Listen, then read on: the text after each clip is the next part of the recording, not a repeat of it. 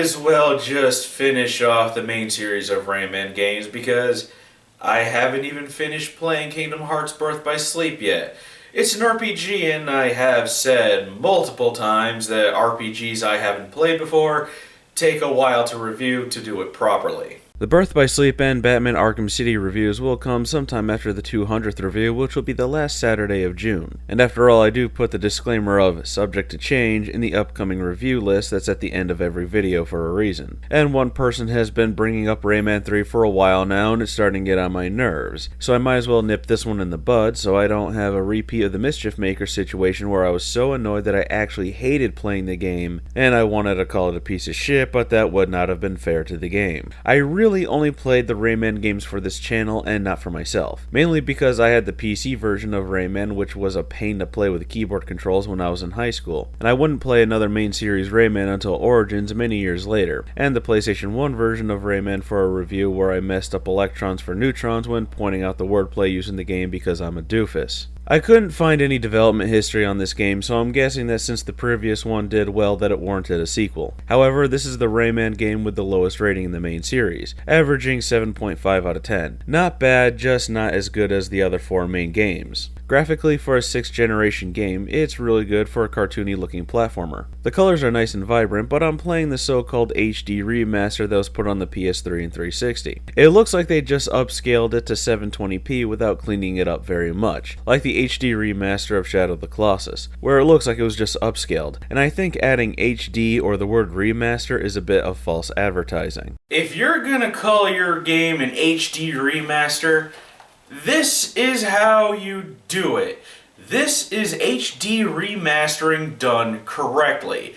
Anything less than this, and you're lying. I don't care that it's at 720p, 1080p just makes it easier to edit, but I do care that they're calling it an HD remaster when it doesn't look as clean as the Sly, Ratchet, and Kingdom Hearts collections. And if you're using a lower resolution to achieve a higher frame rate, that's fine too, but at least keep it consistent because this game struggles to maintain 60 frames per second. This is the same problem I had with Infamous, a game at a lower resolution struggling to maintain 60 frames per second. At least Infamous had the excuse of higher polygon count and lots of flashing particle effects. The music and voice acting is good. I have no problems with it, but I don't really remember much of it though. It's good, but I don't find it memorable. And right now, I can feel rabid Rayman fans aiming their keyboards at me for saying that I don't find the music memorable. Don't waste your time because I don't give a shit. I think the music and voice acting is of very good quality, just take solace in that. Rayman 3, like Rayman and Rayman 2, is a platform game, and like the first one, Rayman can throw his fist instead of throwing energy like he did in Rayman 2. And when he throws his fist, there's still one remaining by his side after it's thrown. He can also charge it up for a more powerful attack. He can also roll and jump and hover. He can lock onto enemies with R2 and move side to side, which will curve his fist to get around enemy shields. However, R2 also repositions the camera behind Rayman. This can be a massive pain in the ass, because if you're facing away from your enemy and the reticule appears on that enemy, and then you press R2, the camera will reset, making you have to turn Rayman and the camera around. I have to ask, why not have R2 lock the camera onto the target and clicking the right analog stick recenter the camera instead?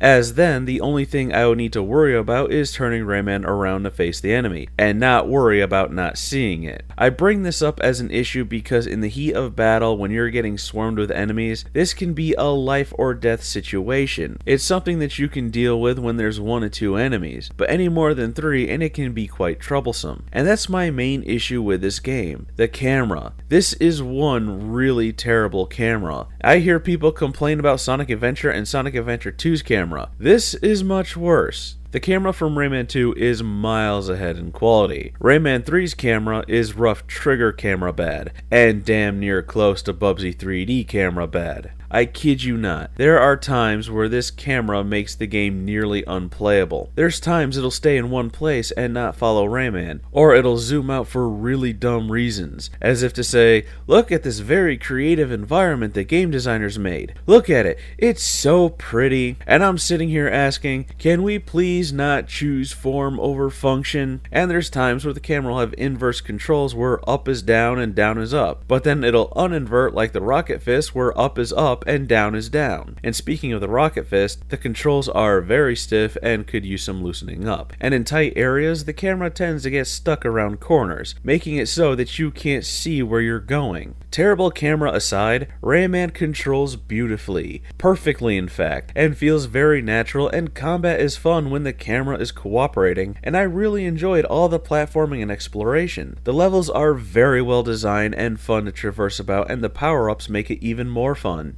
The Vortex power-up will lower platforms, the Heavy Metal Fist will make your punches stronger, the Lockjaw power-up will let you swing from blue rings, the Shock Rocket will fire a missile that you can guide, and Throttle Copter will let you fly up. These power-ups all have varying degrees of time. The Copter is the shortest, followed by the Rocket and Metal Fist, then Vortex and Lockjaw last the longest. Some of these timers on the power-ups, mainly the Metal Fist, are too short, and it's the only thing that can open certain doors, and you may have to play Beat the Clock to open a door, as it may be quite far away. About 2/3 of this game is an escort quest. One of the many things gamers hate in games is 2/3 of this one. But at least it's not eco levels of escort quest. Basically, an evil lum appears by the name of Andre, and he wants to take over the world. Of course. Globex accidentally swallows him, and Rayman takes him to various doctors to get Andre out while fighting his army. Once free, Andre recruits more evil characters and Rayman stops them. It's pretty basic, but it's more about the dialogue as the characters crack plenty of jokes, and it's pretty funny, but at times, you may just wish the characters would be quiet, as the banter can get pretty annoying, and sometimes you can barely hear them, even when having the dialogue turned all the way up, especially in the pre-rendered cutscenes. I had to crank up the volume on my TV to the max just to make out what they were saying. I do think that Rayman 2 is the much better game, but I don't think Rayman made the jump into 3D as well as Mario did. He probably did about the same as Sonic, coming up short on the jump but able to grab the ledge nonetheless. As a 6th generation game, it's not as good as Rayman 2, as the camera is unruly at some of the most inopportune times, but it can be a fun platform game when the camera allows it to be. Other times it can go from mildly annoying to infuriatingly annoying. And the thing is, the game is pretty easy. The camera just makes it more difficult. There's also bonus stages that you'll earn for getting certain number of points, which I didn't check out, but there are 2 minigames that overstay their welcome. One is a driving minigame where Rayman is shrunk and rides one of his shoes while chasing the other and smashing into it. In bigger areas, this can be very annoying as the shoe can be hard to find, but it's not really that bad. It can just take a while if you can't find the shoe. But then there's the groove tunnels, which are used to transition between worlds. These by far overstay their welcome the most. For as long as they are, you'd think that they'd be optional, and when the frame rate starts to chug, it makes it difficult to play. While Rayman 3 brings in some new fun stuff, the previous game is still the better title just because it chooses function over form instead of the opposite like Rayman 3, which hurts the game in the end. For being a 6th generation game, it's decent. It's not bad, but flawed. Some things were good ideas, like how the camera would show things off, but didn't work that well in execution. As for an HD port, it feels incredibly lazy, like they just upscaled the original without any extra work. And as I mentioned earlier, the Sly, Ratchet, and Kingdom Hearts collections and even Okami HD did their HD remastering correctly. That's where the bar is set, and Ubisoft was just lazy in that regard. Granted, the Sly collection was the only HD remaster set to come out before the Rayman 3 re-release, as all the others were released after that. But my point of them not doing much to make an HD remaster still stands, especially when you see the effort that was put into the Okami HD remaster that came out a few months after this so-called HD remaster. I think that if you're planning on playing this game, get the original GameCube, Xbox, or PS2 version, because this HD remaster?